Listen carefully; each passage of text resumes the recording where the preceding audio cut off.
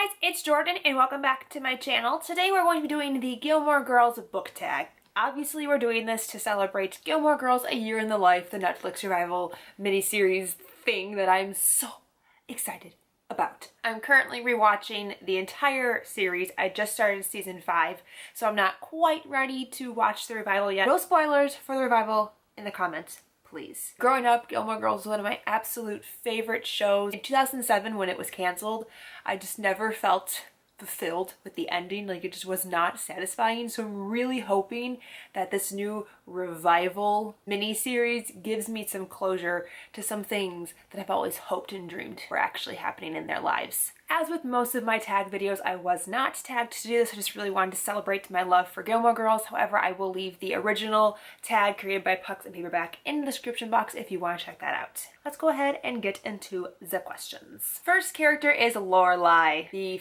best fictional mom to have ever existed in the world. I just love her so much. She's one of the best fictional characters of all time. But her question is to choose a character with a witty or sarcastic sense of humor. For this, I chose Jess from the Mortal Instruments series by Cassandra Clare. He was really the first character that I ever encountered that had the sarcastic, witty sense of humor in literature, and I just loved it so much. I just relate so hard to that sarcastic tone, because one day to aspire to be at the level of sarcasm that Lorelai is. Really like sarcastic humor. And this book really showed me how much I enjoyed it and how much I look for that in characters, and it really started this trend of me being obsessed with witty and sarcastic main characters. It's definitely one of my favorite things about a main character, and Jess is really the first in that snowball effect. Next we have Rory, one of the most likable, relatable main characters ever, especially because she's a main character who had so much potential in high school, and then she kind of floundered a lot throughout college, and I totally relate to that. So even as an adult, I relate to her so much. Her question is your favorite classic. If you've been around here for a while, you might know that I don't like classics. We don't have a very good relationship, me and classics, so I'm going to pick a classic to my generation. You probably already know what this is based on that. And it is Harry Potter by J.K. Rowling. This is such a staple of my generation. Everybody my age grew up on these books. Even if you weren't a fan of them, you grew up with the fandom and the craze and all of the merchandise and everything that spawned because of the books, with the theme parks and the movies and now the play and the new prequel movies. This is such a staple of my generation. I consider it to be a classic. And even though I was afraid and terrified of this series for most of my childhood, I would say that that still molded my childhood in some way, and so it is a classic to me. Next we have Luke, and his question is kind of ironic. A book you secretly love but are afraid to admit, and I'm not afraid to admit that Luke is my favorite character in the whole show. I love him so much. He's just so surly and so just pessimistic. He's basically Eeyore, and it's funny that the question's about a character that you're afraid to admit that you love, and I'm not afraid to admit that he's my favorite main character. Book-wise, I don't really have a book that I'm ever afraid to admit that I've read or enjoyed.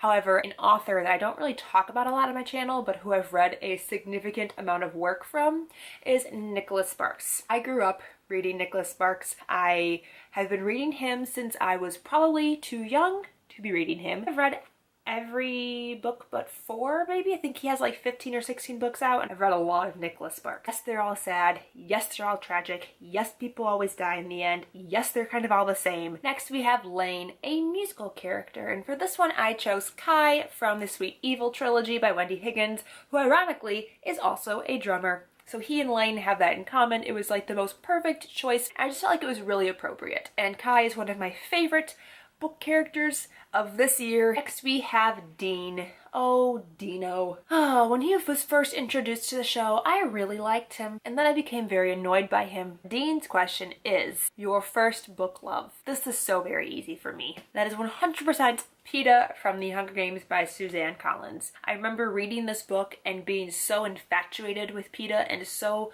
in love with him and just so touched by how kind he was and how sweet and caring and thoughtful he was towards Katniss. Like, just the sweetest 16-year-old boy ever. Peeta actually is also the first character in a book that ever made me cry. Next we have Sookie. Our question is to pick a book that you've devoured, and I picked the book that I most recently devoured, and that is Arcana Rising by Cressley Cole, the 4th book in the Arcana Chronicles. I read this book in about 2 sittings. inhale read this book. It was just so captivating and engaging and delicious. Like, I just love these books. It's so good.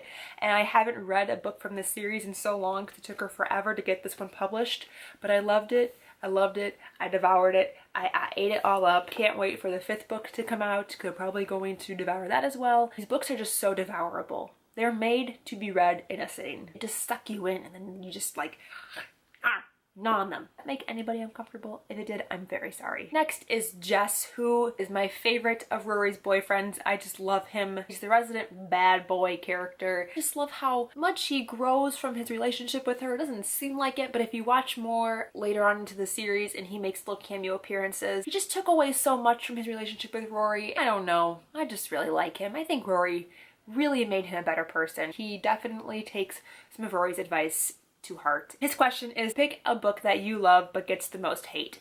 And that is by far the Throne of Glass series by Sarah J. Maas. This is one of my favorite series. I just love it so much. They're just so fun. People who don't like this series, like really don't like this series. There's not really a middle ground. You either love it or you trash it to pieces. And I'm one of those people who really, really love it. Plus, Rowan is everything. I love him so much. Next, we have Miss Patty. Her question is, a book that was ruined for you by the hype. Six of Crows by Leigh Bardugo. I didn't like this book really at all. I remember being halfway through it and thinking, why am I still reading this? I don't like it. I'm not having fun. I'm not enjoying myself. This is not entertaining. What am I doing? And really the only reason I finished it is because I liked Nina and Matthias. And that was it. It's marketed as being a epic heist story, and the heist doesn't come in until like the last quarter of the book. And I read a lot of books this year that were marketed on the last quarter of the book. I was very disappointed with this book. I wanted the whole thing to be an epic heist, and it wasn't. And I was very upset about that. Next, we have Emily Gilmore, who I think is a lot more like her daughter than either character would ever want to admit. Her question is to pick an expensive book. This is by far the most expensive book that I own, and that is Harry Potter and the Sorcerer's Stone Illustrated Edition by J.K. Rowling and Jim Kay. This was a $40 book. That is so much money for a book. I was very lucky to get this for Christmas and did not have to pay the $40 for it, but that's just hella pricey. However, it is a beautiful edition. I love the illustrations. I can't wait to read it. And last but not least, we have Paris, an uptight character. I had a really hard time finding a character that was on that level that Paris is on. I mean, she's just uptight on a whole nother level than any book characters that I've ever encountered. So the closest one I could find was Andy from The Unexpected Everything by Morgan Matson. Andy is very much like Paris in the sense that she has this life plan set out for herself, and Paris is very much the same way. And things for Paris don't work out quite like that. Just like things for Andy don't work out quite like she'd planned either. And so that is it. Those are all the questions from the Gilmore Girls book tag. I'm so excited to finally get to the Revival series. I'm just really interested to see what they do, like what the characters are going through and why people are so like sad and mad and upset and unsatisfied, but really satisfied, but I don't know. People are very all over the place with this. And if you are also really excited for the Revival and you love Gilmore Girls, tell me down below. Thank you guys so much for watching. Until next time, I'll talk to you very soon. Bye!